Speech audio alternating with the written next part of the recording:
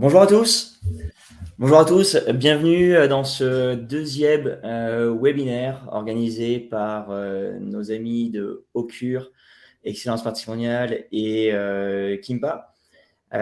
Aujourd'hui, nous avons comme thème celui de la mesure de l'impact appliqué donc à l'investissement à impact. Maria Palacio est avec nous au bureau de Madrid de Kimpa. Et moi, je suis Vincent Piche, un des 3 cofondateurs de Kimpa. Simplement vous dire que cette session est enregistrée, donc vous pourrez la retrouver en replay dès demain. Le lien va vous être envoyé par l'équipe d'Occur. Également vous dire que nous, on est super excités de pouvoir animer cette session aujourd'hui face à une audience très éclectique qui réunit autour de cette session des entrepreneurs, qui réunit des confrères du monde de l'investissement, du financement, de la transaction. On a également quelques étudiants, certains sont d'ailleurs passés chez Kimpa il y a quelques semestres, et puis des clients aussi qui nous écoutent, donc on va essayer de ne pas raconter n'importe quoi. Vous nous écoutez depuis la France, depuis la Suisse, la Belgique, le Luxembourg, depuis l'Angleterre également. Et donc, écoutez, merci d'être avec nous. Sans plus attendre, je vais lancer le sujet. Donc, on a en gros 2 temps forts dans cette session. Une présentation que l'on va animer, Maria et moi, autour de la mesure d'impact appliquée à l'investissement. Une quinzaine de minutes, plus environ 5 minutes de démo pour vous montrer comment on fait ça très précisément chez Kimpa. Et ensuite, on va ouvrir les questions. Pour poser des questions, je crois qu'il y en a certains qui ont déjà trouvé. C'est en bas à droite, vous avez la petite icône point d'interrogation. Vous pouvez les poser, nous on les voit, vous malheureusement vous les voyez pas, donc comptez sur nous pour choisir les questions qui nous semblent les plus connectées au sujet, et puis on s'engage en tout cas à faire un follow-up avec toutes les questions posées individuellement et y répondre autour des prochaines heures, prochains jours. Voilà, donc là aujourd'hui on va parler d'investissement à impact, peut-être simplement 2-3 mots de contexte pour être sûr qu'on parle bien de la même chose. Et souvent, on l'oublie chez Kimpa parce que ça fait 3 ans qu'on fait ça au quotidien. Mais pour remettre un peu de contexte, le point de départ est de réaliser qu'il y a un certain nombre de défis sociaux, environnementaux qui, à l'échelle de la planète, sont tous interconnectés. Quand on parle de changement climatique, de perte de biodiversité, d'appauvrissement des sols, d'accroissement des inégalités, de migration des peuples, d'enjeux sociétaux. En fait, tous ces enjeux sont connectés. Ça fait un petit peu peur parce qu'on est face à une tâche qui est immense. La bonne nouvelle, c'est que chaque jour, de nouveaux secteurs, de nouveaux entrepreneurs apportent des solutions. Et donc, ce qui nous anime chez Kimpa, c'est de financer ces solutions. Ça s'appelle l'impact investing, terme qui est apparu en 2007 aux États-Unis, qui depuis s'est largement répandu. D'autant plus qu'aujourd'hui, il est totalement possible de concilier impact environnemental, impact social, donc vraiment contribuer à résoudre des problèmes avec performance économique de premier plan. Le défi dans tout ça, c'est d'être entouré d'un partenaire opérationnel qui est spécialisé dans le sujet. On a beaucoup qui sont avec nous sur le call aujourd'hui, nos confrères de sociétés de gestion qui font ça de manière admirable, d'autres conseils également financiers. Nous, on fait ça depuis 3 ans chez Kimpa, et ce qui joue parmi nos forces, c'est finalement un accès à un deal flow, c'est-à-dire des opportunités d'investissement qui sont extrêmement qualifiées et à impact, leur capacité à les instruire, donc à vérifier quelles sont les bonnes opportunités d'investissement, et ensuite réaliser et exécuter cette transaction. Donc, ces transactions, on en a fait 33 depuis que Kimpa a été lancé. Un point également, c'est qu'on est société à mission depuis plus de 2 ans, et dans ce sens, parmi les missions qu'on a intégrées dans nos statuts, il y a le fait de contribuer à déployer du capital vers l'impact, du capital de nos clients, mais également de contribuer à l'écosystème, et c'est précisément ce qu'on fait aujourd'hui en partageant en open source de manière totalement transparente comment on exécute tout ça chez Kimpa avec un vrai zoom vers la mesure d'impact. On parlait de déployer le capital, c'est pas uniquement le capital financier, il y a également le capital humain, les talents qu'on trouve autour des familles qui constituent nos clients, des entreprises qui constituent nos clients, ainsi que leur nom, leur capital réputationnel. Et donc, ça sont aujourd'hui quelques exemples de clients que l'on sert.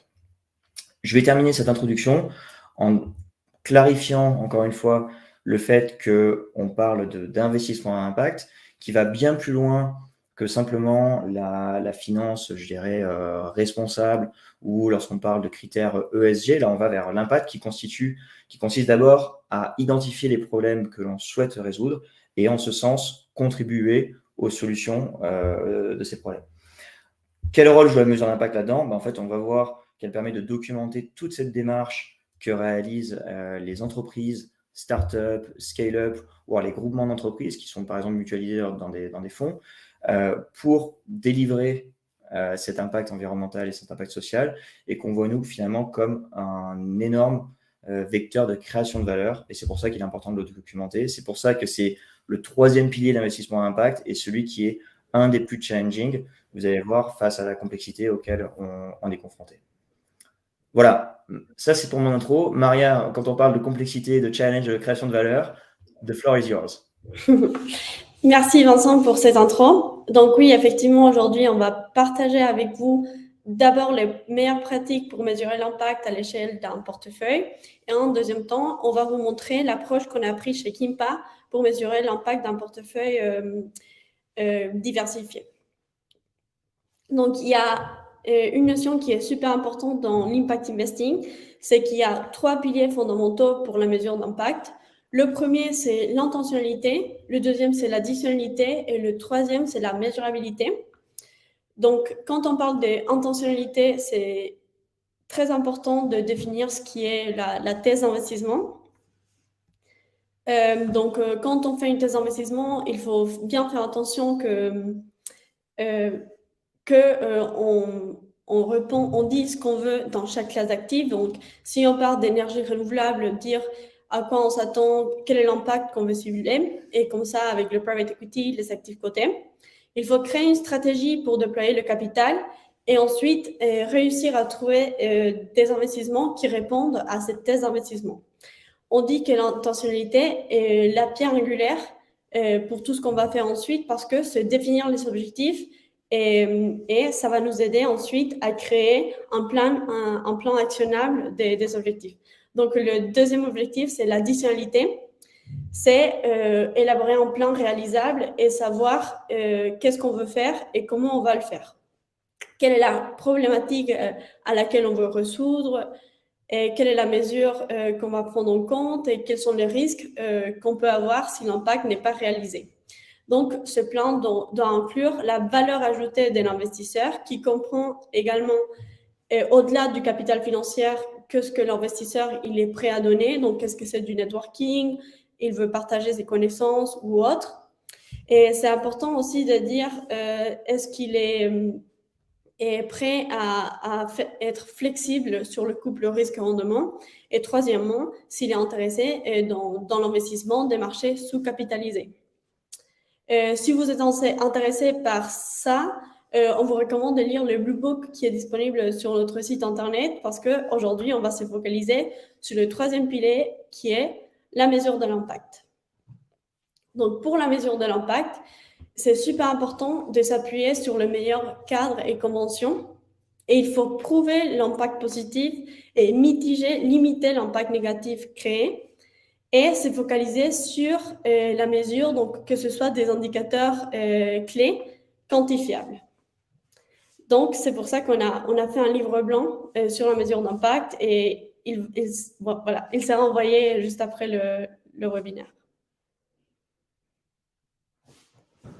Pour la mesure d'impact, c'est super important d'utiliser des initiatives publiques et des certifications privées les plus reconnues. Il y a des leaders par classe d'actifs, et donc il faut se reposer sur la recherche et les papers qu'ils ont publiés. Il faut prendre en compte les indicateurs clés pertinents que ces leaders ont pris en compte, et ensuite les suivre à travers le temps pour quantifier l'évolution et voir comment l'impact progresse dans le temps.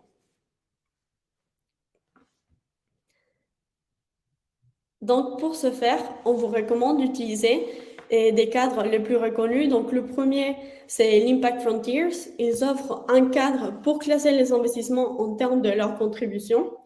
Ces cadres, c'est un continuum qui va de cause ou peut causer des dommages et préjudices jusqu'à contribuer aux solutions. Et on peut utiliser également les objectifs de développement durable qui ont été développés par l'ONU.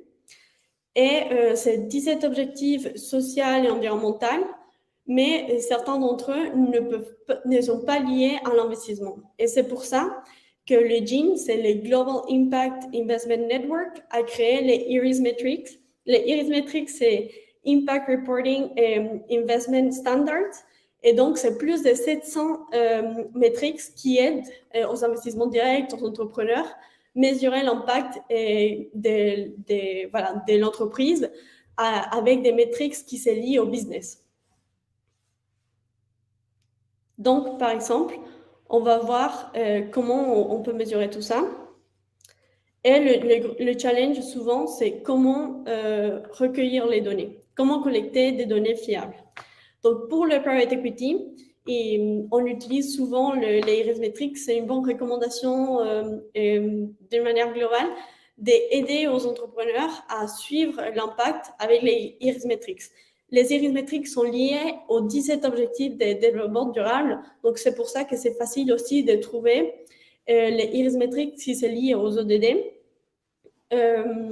Ils doivent être, on doit expliquer aux entrepreneurs comment ça marche et leur expliquer comment aussi est-ce qu'ils doivent envoyer les données et les demander de manière régulière. Pour les fonds, c'est plus en manière de challenger les gérants et voir dans quelle mesure est-ce qu'ils collectent les données, est-ce qu'ils prouvent que l'impact répond aux objectifs qu'ils se sont fixés au début. Et sur le côté, c'est un peu plus compliqué et donc souvent, on doit avoir recours aux informations des fournisseurs de données. Donc voilà, c'est souvent payant, mais il y a des fournisseurs de données assez pertinents.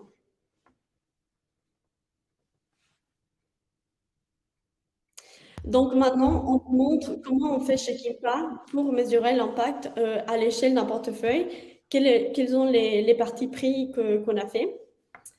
Et donc, il y a 3 étapes importantes que nous faisons pour consolider le score au niveau d'un portefeuille. Simplement vous indiquer à tous que dans la démo, dans quelques minutes, on vous montrera très concrètement comment ça s'orchestre dans le cas d'un portefeuille fictif de nos clients. Super.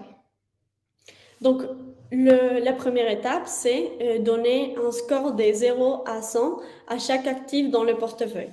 Donc, en fonction des leaders, etc., on donne un score de 0 à 100 à chaque sous-jacent. Ensuite, on analyse la contribution réelle dans les personnes et la planète de l'investissement en fonction des 3 piliers de l'impact investing pour finaliser avec une consolidation simple de chaque actif dans le portefeuille. Pour la note de 0 à 100, on utilise les leaders dans le marché. Donc, par classe active, il y a des référentiels reconnus qu'on utilise pour classifier l'investissement par rapport aux autres. Il y a des rankings, il y a des ratings. Et donc, on utilise cette information pour savoir des 0 à 100 quel est le score de cet actif dans l'écosystème. Il y a des fournisseurs de données payants, il y a des open source, donc voilà. La deuxième partie, c'est la pondération par les 3 piliers de l'investissement. Donc, nous avons l'intentionnalité, l'additionnalité, la mesurabilité. On a choisi de pondérer de manière arbitraire un tiers chacun afin de déterminer quel est le score maximal qu'on peut attendre avec chaque classe d'actifs. Donc, à manière d'expliquer ça d'une manière un peu plus simple, prenons l'exemple d'un investissement private equity. Dans le private equity, on peut faire une thèse d'investissement très claire avec des objectifs de développement durable. On peut déployer une stratégie et trouver des investissements qui répondent à cette solution. Et en termes d'additionnalité, on a à la fois une grosse additionnalité de la part de l'entrepreneur dans le monde. Donc, c'est souvent des opérations compliquées et soit des hardware, des software qui ont un fort impact dans les personnes et la planète. Et d'un autre côté, en tant qu'investisseur, on peut avoir un fort impact en donnant des conseils à l'investisseur, en l'aidant à mesurer l'impact. On peut aussi aller investir dans des marchés sous-capitalisés, que ce soit d'un point de vue géographique, investir en Afrique ou en Amérique latine, ou que ce soit un secteur d'activité qui est moins capitalisé que d'autres. Et d'un point de vue de mesurabilité, on peut également aider les entrepreneurs à suivre des iris metrics, demander de manière régulière des informations et on peut auditer les informations partagées. En revanche, quand on parle des actifs cotés, on a moins d'additionnalité parce que par définition, c'est déjà des actifs cotés. Donc, on ne peut pas investir dans des marchés sous-capitalisés. En termes d'intentionnalité, c'est aussi moindre et la mesurabilité, elle est moins forte également. Donc voilà, on n'en parle même pas des cash où l'intentionnalité est encore plus difficile et l'additionnalité également. Donc, à la fin, on agrège tous les scores qu'on a donnés aux actifs, on pondère par le poids, la part de l'investissement dans le portefeuille et on agrège tout ça de manière synthétique pour donner un score final au portefeuille.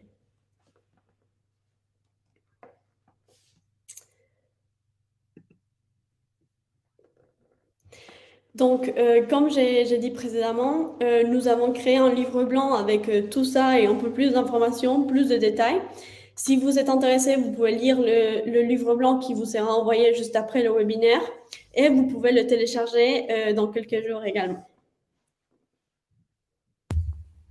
Ok, super Maria. Bon, vous l'avez vu, il y a beaucoup d'informations qui sont données dans un cadre qui peut paraître assez théorique. Là, je vais vous montrer maintenant comment est-ce qu'on exécute ça chez Kimpa pour nos clients aujourd'hui via, en fait, quand on parle de capter l'intention, de choisir les opportunités d'investissement et ensuite d'en mesurer la performance, on voit qu'en fait, il y a une notion de digitalisation ou de place que peut jouer le digital qui est super importante.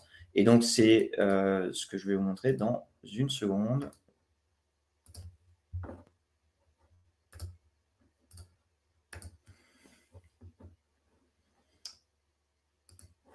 Voilà, donc ça, c'est notre site web, kimpa.co. Et lorsque vous êtes client chez nous, vous avez votre accès client qui est en haut à droite, qui vous renvoie vers notre application web et qui s'appelle en fait le portefeuille augmenté. C'est une barre qu'on a déposée. En fait, c'est le portefeuille que l'on possède à l'échelle d'un particulier, d'une famille, voire même d'une entreprise, augmenter des composantes extra-financières qui y sont associées.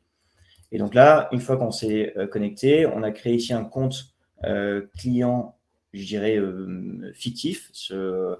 Monsieur Jean-Lieu n'existe pas dans la vraie vie, en tout cas, c'est pas un client à nous. Et vous voyez, en fait, vous avez ici une vue sur les actifs patrimoniaux qu'il a confiés à Kimpa. Donc ici, on parle d'un client, en effet, au patrimoine très significatif, supérieur à 100 millions d'euros. Et ce qu'on découvre sur cette interface, c'est bon, la performance financière des différents actifs, l'évolution dans le temps. Ça, je pense que tous les gérants d'actifs ou les conseillers en gestion financière sont équipés de ça. Là, on a une vraie singularité, vous allez voir, c'est sur la mesure de l'impact. En fait, on explique que pour ce client-là, lui et son foyer ont un score d'impact de 53,8 sur 100. Et ici, on décrit, un peu en écho avec ce que vous présentez Maria il y a quelques minutes, comment est-ce que les différents actifs de son portefeuille contribuent à cette note de 53,8. Donc, naturellement, encore, les investissements directs que lui et sa famille ont pu faire ont une contribution qui est forte, en effet, en termes de matérialiser l'intention qu'ils pouvaient avoir, dans leur théorie du changement qu'ils pouvaient avoir, leur contribution derrière, alors que par contraste, les fonds cotés sont beaucoup plus faibles et le cash équivalent est très très faible. Donc ça, on voit en fait la contribution de chacune des grandes masses. Et ensuite, on voit les objectifs de développement durable auxquels les investissements de ce client contribuent. Donc là, ici, l'objectif de développement durable 12 autour de l'économie circulaire, santé, bien-être et réduction de la faim dans le monde. On se rend compte également que plus de 40% du patrimoine contribue à d'autres objectifs de développement durable et un petit tiers ne contribue pas aux ODD. On voit également que parmi tous ces actifs, ici, c'est le portefeuille d'un client qui est quand même extrêmement engagé, puisque plus d'un tiers est contributif aux solutions. C'est-à-dire qu'en fait, il y a vraiment une grosse partie de ces actifs qui tentent de résoudre des problèmes liés aux objectifs de développement durable. Et il y a encore une fraction ici qui peut causer des dommages Et donc, plus on avance dans le temps avec ce client, plus cette petite bulle rouge a tendance à se réduire. Ce qui est intéressant aussi, et puis on voit les investissements dans le temps. Ce qui est intéressant aussi, c'est de voir comment est-ce que l'intention a été captée pour ce client. Et donc ça, en fait, dans l'onboarding digitalisé, vous retrouvez les questionnaires assez classiques des conseillers d'investissement financier. Là où il y a une chose qui est très nouvelle chez nous, c'est le questionnaire d'impact, où ici, le client peut saisir le fait qu'il est intéressé par l'objectif de développement durable numéro 12, très spécifiquement par l'économie circulaire et la santé environnementale, un peu moins par l'efficience des ressources. Il est également intéressé par les sujets énergétiques, avec par exemple l'accès à l'énergie propre, des enjeux de transition de l'énergie fossile vers une énergie décarbonée et l'efficacité énergétique ici. Donc ça, c'est la plateforme qui permet de capter l'intention. Ensuite, on a vu tout à l'heure la plateforme qui permet de montrer de manière agrégée comment ces intentions sont matérialisées dans le portefeuille. Et ensuite, vous avez le détail de la liste des actifs. Et la liste des actifs, donc on retrouve tous les fonds, les actifs cotés, l'immobilier, le cash. Et ici, on a fait un zoom sur les deals directs en private equity, avec quelques sociétés dans lesquelles le client a investi. Les montants sont fictifs, mais les sociétés existent bel et bien. Et si on zoome par exemple sur cette société qui s'appelle Battery, c'est une société qui est basée en Allemagne, vous voyez en fait le détail de un investissement initial de 688 000 euros qui maintenant vaut, en valeur non réalisée puisque l'investissement n'est pas encore sorti, vaut 835 000 et un score d'impact de 91,2 qui, lorsque vous cliquez là, est détaillé de manière très précise autour de justement des questions qu'on aura posées aux entrepreneurs pour substantifier cette note, les objectifs de développement durable qui sont associés, la contribution d'investissement et la contribution d'investisseurs. Là, ici, en fait, on a un investisseur qui est très engagé puisqu'il est présent également au board de cette société. Donc, ça permet de dire qu'en plus d'avoir mis un ticket d'investissement dans ce projet, je m'engage activement, je contribue à la gouvernance, je suis sur un projet qui est extrêmement complexe, qui est au carrefour, en effet, du logiciel, du matériel et des pays émergents. Et ensuite, on y associe les métriques IRIS dont vous a parlé Maria, qui permettent de mesurer la performance extra-financière dans le temps de cette entreprise.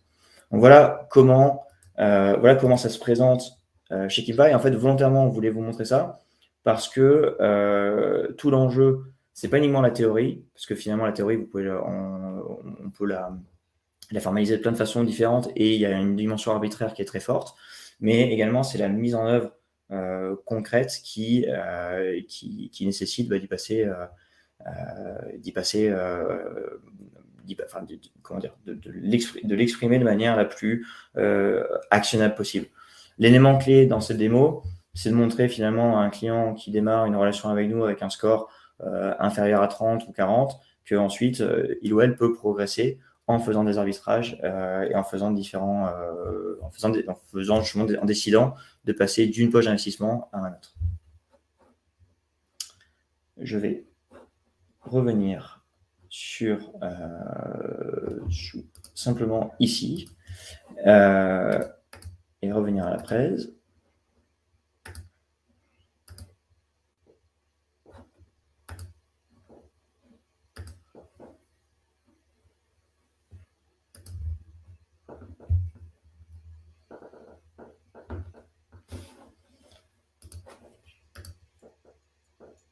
Voilà, on arrive, bon, on a parfaitement tenu le timing, je vous ai annoncé 20 minutes, on est à 24, donc on n'est pas loin, à la fin de la présentation qui est, comme vous l'avez vu, assez peu interactive. Dans les points on va prendre les questions dans une minute. Dans les points importants à suivre, c'est vous vous rendez compte qu'il y a beaucoup d'infos. Il y a des éléments qui sont plus ou moins arbitraires dans la méthode qu'on a choisie. Mais on s'est rendu compte que ça fait 3 ans qu'on l'utilise et qu'elle fonctionne plutôt bien. Et vous retrouverez tous les détails, encore une fois, dans ce papier qu'on va publier le 18 mai, après-demain, mais qui vous sera envoyé en avant-première, a priori, dès cet après-midi.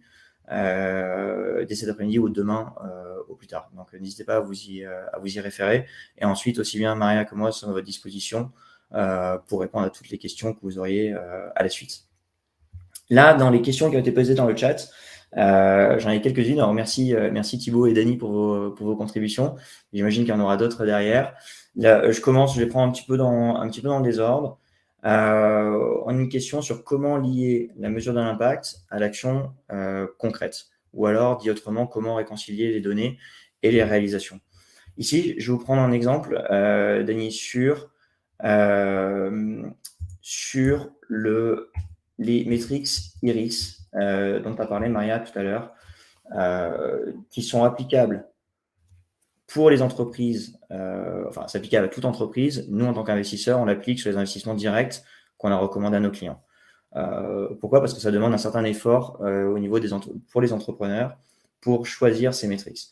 Ce qu'on recommande là-dessus, c'est que les entrepreneurs choisissent des indicateurs qui soient à la fois très liés à leur activité, mesurés de manière très fine, donc très granulaire et suivis dans le temps. Qu'est-ce que ça veut dire concrètement? Si je reprends l'exemple de cette société dont on parlait tout à l'heure, Batteries, qui récupère des batteries de véhicules électriques pour les repackager comme des solutions de stockage d'électricité statique qui peuvent être couplées par exemple à du photovoltaïque et qui viendraient en ce sens remplacer les groupes électrogènes, notamment dans les pays émergents. Vous avez là-dessus, la réalisation, c'est de récupérer des batteries, de les démonter, mais de les démonter simplement, de récupérer uniquement les meilleures et de les repackager. Ça, c'est l'action. Quelles sont les métriques qu'on pourrait mettre derrière? Si vous allez voir le catalogue IRIS+, il y a plus de 700 métriques qui sont classées par objectif de développement durable. Vous avez un objectif autour de l'économie circulaire, ODD numéro 12. Et donc là-dessus, vous avez un métrique qui est quelle est la quantité de matière qui, par une filière, est considérée comme un déchet, mais qui, pour vous, est considérée comme une matière première. Cette quantité de matière, c'est l'intrant de cette société qui s'appelle Batteries. C'est suivi par la supply chain, c'est suivi dans les ERP de cette société, et donc c'est directement lié au business. Ces batteries sont repackagées et sont vendues comme des modules. Ce qu'on vend, c'est une alternative au groupe électrogène. Donc ça, pareil, c'est lié directement au chiffre d'affaires et à la réalisation de l'entreprise. Ce qui est moins évident, pour terminer sur votre question, Dany, c'est derrière, là on mesure l'output de l'entreprise. Ce qui est moins évident, c'est de mesurer l'impact sur les utilisateurs. Et dans ce cas très précis, en fait, quand vous remplacez un groupe électrogène par une source électrique propre dans un pays émergent, enfin, dans des communautés rurales ou éloignées du réseau, ça vous permet d'alimenter de la lumière la nuit. Donc, c'est un impact sur l'éducation, parce que ça permet aux enfants et aux adultes de lire. C'est un enjeu sur la sécurité. Ça permet de faire fonctionner des frigos, donc avec des impacts sur la nutrition et sur la santé pour conserver des vaccins, etc., etc. Cet impact réel, infini, qui est le bout de la chaîne, celui-là est plus difficile et celui-là est plus contestable. Par contre, le lien entre réalisation et output de la société, là, pour le coup, il est très direct. Et ce qu'on recommande à la société dans laquelle nos clients ont investi, c'est d'avoir des métriques qui sont très fins, très granulaires, qui soient suivies dans le temps et qui permettent à terme d'être audités, soit par des auditeurs, soit par la communauté si ces données sont données en public. Ok, je continue dans les questions. Alors Thibaut, merci beaucoup, vous avez posé plein de questions. Je ne suis pas sûr de pouvoir répondre à toutes. Quels sont vos TVPI et DPI pour la trentaine d'investissements qu'on a pilotés? Donc, TVPI, c'est la valeur qui était la valeur totale par rapport au capital qui a été investi, et DPI, distribution par rapport au capital qui est investi. De manière très transparente, on n'a encore rendu aucun capital. Donc, ça fait 3 ans qu'on existe. La majorité des investissements ont été faits sur 2022. Donc, on n'a rendu aucun capital. Donc, la DPI, 0. Par contre, la TVPI, en effet, il y a des sociétés qui ont pris de la valeur de manière factuelle lorsqu'elles ont levé d'autres tours de financement. Et donc, si je vous donne quelques illustrations, alors, il y en a beaucoup qui sont encore à 1, qui sont le même tour qu'avant. On n'a pas encore fait de down round, c'est-à-dire de levée de fonds avec une valeur inférieure, alors que 2023, c'est la grande saison des down rounds. Et donc, beaucoup de sociétés à 1, certaines entre x3 et x5, donc des multiples très significatifs. La société pour laquelle on a eu le plus de performances non réalisées encore affiche pour l'instant un multiple non réalisé de x22. Donc, celle-là, on a hâte qu'elle sorte, mais pour l'instant, elle est encore virtuelle. L'investissement à impact peut-il être compatible avec des opérations de capital d'investissement majoritaire? Alors là, la réponse est oui, tout à fait. Je dirais même d'autant plus que lorsque vous commencez à être majoritaire dans une société, le caractère additionnel de votre investissement, donc ce que vous apportez en tant qu'investisseur, devient très significatif à partir du moment où, en effet, vous arrivez avec une posture qui encourage le fait que l'entreprise délivre son impact et évite, en effet, d'aller vers la solution plus simple qui serait de dégager simplement du profit et de, d'une certaine manière, renier sa mission. Est-ce que d'investir dans les fonds article 9 au SFDR garantit la transparence de la mesure d'impact par les fonds d'investissement? Non, ça garantit pas la transparence totale. Ça garantit l'intention du fonds d'aller vers des sociétés qui documentent les problématiques auxquelles elles s'attaquent, qui documentent leur performance ESG et qui mettent en face des moyens raisonnables pour y arriver. Donc, garantir la transparence totale, non, pas encore. Je continue à vos questions, Thibaut. Pourquoi pour les fonds SFDR 9, pourquoi n'utilisez-vous pas les 14 PAI obligatoires dans votre reporting? Alors, je vous dis déjà, en fait, dans notre historique, on a fait beaucoup plus d'investissements dans en direct ou dans des fonds de private equity qui sont très vertueux, mais qui ne sont pas forcément allés jusqu'à une auto-classification article 9. Et on continue de trouver que les objectifs de développement durable, il y en a 17, sont une clé de lecture, un vocabulaire de lecture reconnu au niveau international, très visible. Vous voyez ces petites pastilles de couleurs qu'on voyait tout à l'heure dans la démo.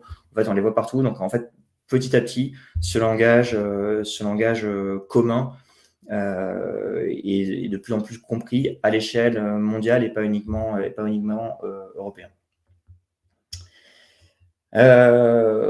Question la question des 40 ans. Ouais. Ok, donc oui, pour avoir accès aux données extra-financières, il faut que les investissements soient faits via Kimpa. Alors, chez Kimpa, on prend le portefeuille total du client, qu'il ait fait les investissements avec nous ou pas. Néanmoins, la granularité de l'information est beaucoup plus sensible, beaucoup plus poussée quand les investissements ont été faits via nous, parce que on est vraiment très engagé avec les entrepreneurs et on fait des rendez-vous avec eux pour vraiment choisir avec eux les indicateurs et suivre d'une manière régulière la performance extra-financière. Donc, la réponse courte est non, on note en termes d'impact tous les investissements. Néanmoins, la fiabilité de la note d'impact va dépendre du montant ou de la qualité des données que nous avons disponibles pour l'investissement. Ok, alors je continue parce qu'il y a plein de questions qui sont extrêmement intéressantes. On a une question de Marie qui nous pose en termes de fiabilité et d'extensivité des métriques utilisées, prennent-elles en compte le scope 3? Alors là, Marie, en fait, la question que vous posez, quand on parle de scope 3, on parle souvent des émissions de gaz à effet de serre. Et lorsque c'est possible de prendre ces mesures, de prendre en compte le scope 3, nous le faisons. Ça, c'est très souvent le cas dans des sociétés qui sont cotées, lorsque le fournisseur de données permet d'accéder à ces informations et en général lorsque l'entreprise disclose ses émissions scope 3. Néanmoins, quand on parle de scope 3, on parle donc d'émissions de gaz à effet de serre ou donc de CO2 équivalent, qui est en fait une forme d'externalité négative de l'activité de l'entreprise. L'entreprise produit un bien ou un service. En faisant ça, elle émet donc du gaz à effet de serre. Et donc l'enjeu dans le scope d'émissions qui intègre également sa fourniture d'énergie et ses fournisseurs et ses clients, donc vraiment le scope 3, de le réduire au maximum. Néanmoins, quand on parle d'impact investing, ce qu'on va essayer de regarder, c'est en quoi est-ce que cette société, en délivrant ce produit ou ce service, elle répond à un problème qui est souvent pas lié à celui des émissions, qui peut être un autre problème environnemental, un problème social, un problème lié à, un enjeu lié à l'économie circulaire. Donc c'est bien de bien dissocier. C'est pour ça qu'on en a parlé en introduction, de dire quand on fait de l'impact investing, on trouve des problèmes et on essaie de les résoudre. Et voilà comment on le mesure. Par rapport à simplement la mesure du risque ESG ou de la performance ESG qui, elle, vient prendre en compte les externalités, c'est-à-dire comment est-ce que l'entreprise exécute ses opérations. Quand on va d'ailleurs au point de, vu que les entreprises vont résoudre des problèmes, je réponds à votre question, Thibaut, qui arrive tout le temps, qui est comment se convaincre que l'impact investing en private equity pourra générer des rendements financiers moyens de marché, c'est-à-dire autour de 12% de TRI en France ou 14% aux États-Unis. En fait, là-dessus, je pourrais vous référer à certaines littératures sur le sujet. Le point de départ, et c'est une conviction que partagent les investisseurs à impact, c'est de se dire, vu qu'on s'attaque à un problème qui est réel, il y a un marché. Vu qu'on s'attaque à un problème qui est réel, les produits ou les services qui vont répondre à ces enjeux vont être plébiscités par les consommateurs et ces sociétés vont attirer des talents. Donc finalement, l'impact investing, le pari, c'est que dans 10 ou 15 ans, on n'en parlera plus. En fait, ce sera l'économie normale, ce sera l'économie réelle, tout simplement, et qui ne devrait pas être nécessairement inférieure aux performances des fonds de private equity. Performance des fonds de private equity qui a, sur les 5 à 10 dernières années, a été largement drivé par la tech, avec des modèles économiques très immatériels, aux coûts marginaux très réduits, qui sont finalement, eux, plutôt l'exception par rapport à l'économie réelle vers laquelle on se dirige avec l'investissement à impact. Attendez, il y a encore d'autres questions? Je peux prendre, si tu veux, celle de Leïla. Les deux dernières, vas-y, Marie. Les métriques sont-elles majoritairement basées sur des unités économiques, chiffre d'affaires ou bénéfices? Les métriques sur unités physiques ne sont-elles pas préférables? Alors, très bonne question. Et il y a plusieurs manières de répondre à ça, mais nous, quand on commence avec une entreprise qui n'a pas beaucoup de maturité, donc qui peuvent avoir des fois 1 an, voire 6 mois, ou enfin encore moins, et cela devient très compliqué de mesurer l'impact pour eux. Et en plus, c'est compliqué dans le sens où ils n'ont pas beaucoup de ressources pour mesurer l'impact.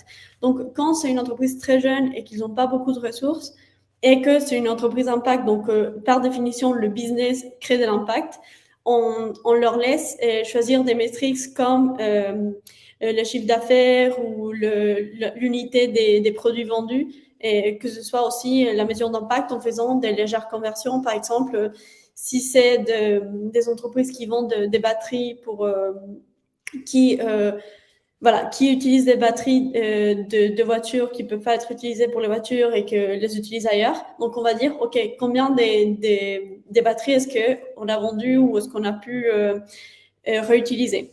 Et là, c'est pertinent et c'est en lien avec le chiffre d'affaires.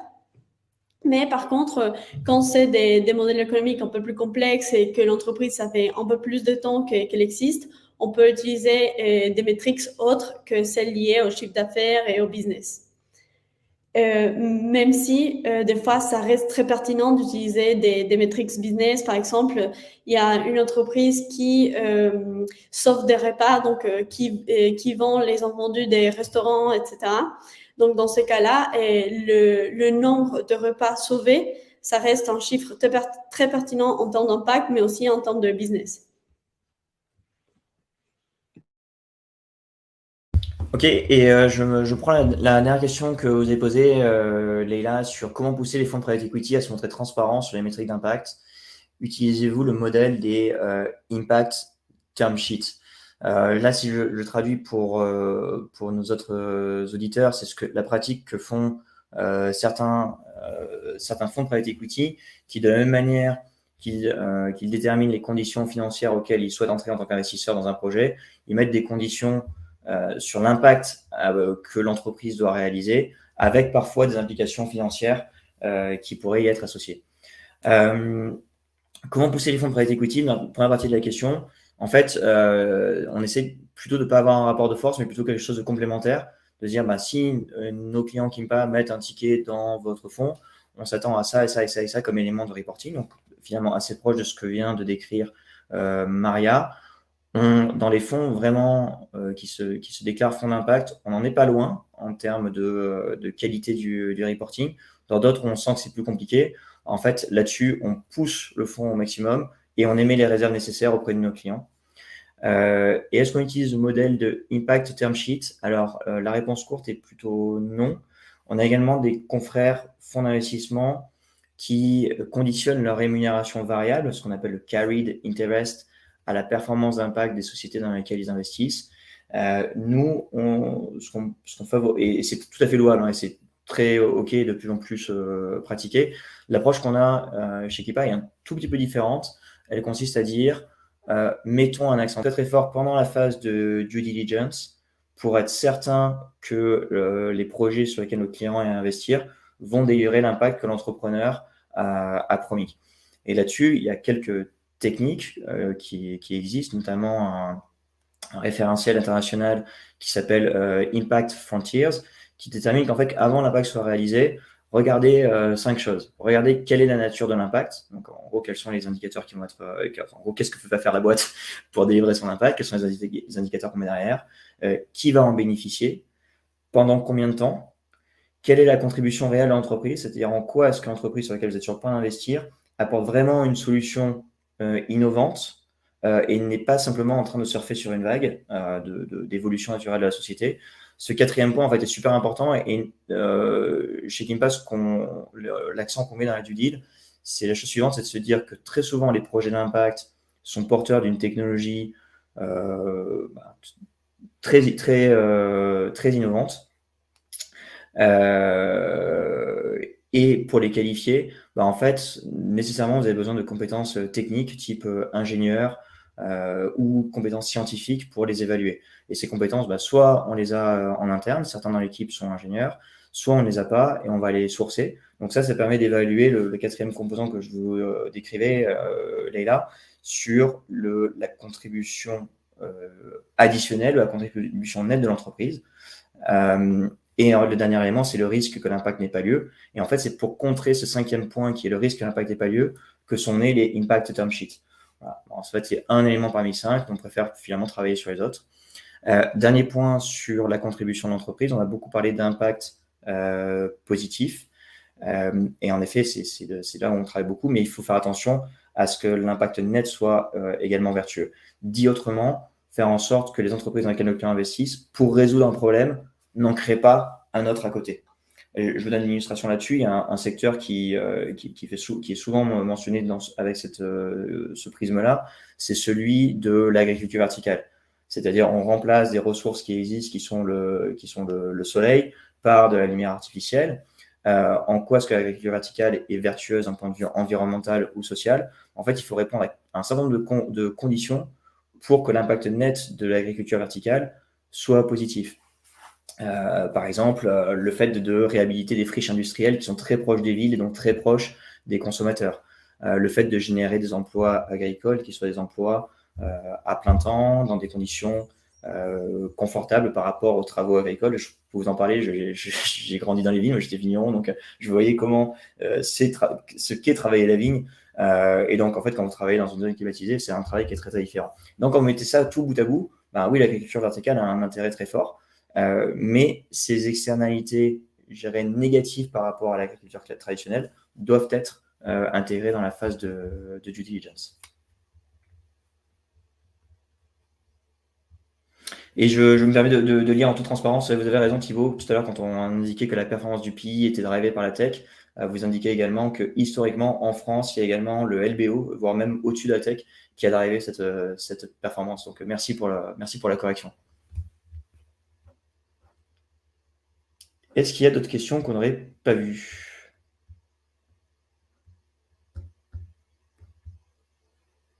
Je crois que c'est à peu près tout.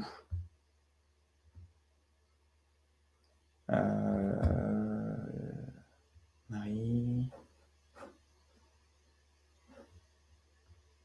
Non, je crois que en tout cas les questions sont traitées. Merci Marie pour vos remerciements, merci Thibaut également pour vos remerciements sur la transparence. En effet, merci d'avoir corrigé mon propos. Vous avez un point, Leïla, sur des produits assurantiels. En fait, là-dessus, sur les produits assurantiels ou les fonds euros, etc., là, l'impact, on arrive à le mesurer uniquement si un fournisseur de données peut nous fournir ces informations. Donc, on peut donner quelques noms. On est en phase d'appel d'offres avec différents fournisseurs qui ont pignon sur rue. Il y a des gens comme Sustainalytics, comme MSCI, comme Clarity AI, Bloomberg également. En fait, c'est que des noms que vous connaissez probablement, ceux qui sont avec nous encore jusque-là.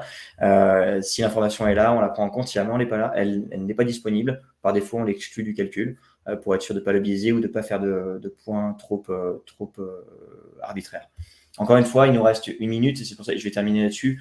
Dans ce que vous a présenté Maria, c'est là-dessus où toute la méthodologie Kimpa prend du sens, et c'est pour ça qu'on est très content on est très à la fois excité de la partager avec vous. C'est le fait de se dire que pour qu'un investisseur privé voit l'impact de son portefeuille, il faut que les métriques soient simples. C'est pour ça qu'on arrive à un score synthétique de 0 à 100, tout simplement. Que pour arriver à ce score, il faut, on ne réinvente pas la roue, on se base sur les référentiels existants, gratuits ou payants, mais qui se positionnent vraiment comme leader ou leader d'opinion ou simplement influent sur le secteur. Et ensuite, on a un parti pris très fort et arbitraire, mais celui-ci, on y croit beaucoup, et je vous renverrai au livre blanc qui détaille cette slide avec beaucoup plus d'informations sur pourquoi est-ce que le private equity ou les actifs réels sont plus contributifs à l'impact que les actifs cotés ou votre compte bancaire. Et enfin, la consolidation en faisant un prorata du poids dans le portefeuille, qui permet là aussi d'avoir une vue très simple de combien avec mes actifs, que ce soit dans l'exemple qu'on a pris 100 millions d'euros, un très haut patrimoine, ou que ce soit quelques centaines ou quelques milliers d'euros à l'échelle d'un épargnant plus traditionnel, peuvent avoir un impact significatif sur les objectifs de développement durable que vous aurez choisi dans votre théorie du changement en tant qu'investisseur à impact. Voilà, il est 11h46, on a tenu le timing.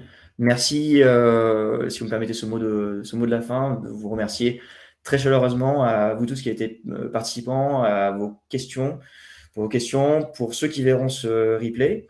Merci également à l'équipe d'Occur de rendre cette série de webinaires possible. Celui d'aujourd'hui était le deuxième. On en a un troisième dans un mois autour de la constitution d'un deal flow à impact sur comment générer des opportunités d'investissement pour nos clients. Donc, on se voit dans un petit mois pour ce webinaire. D'ici là, portez-vous bien et n'hésitez pas à nous contacter pour toute question. À bientôt. Salut, merci.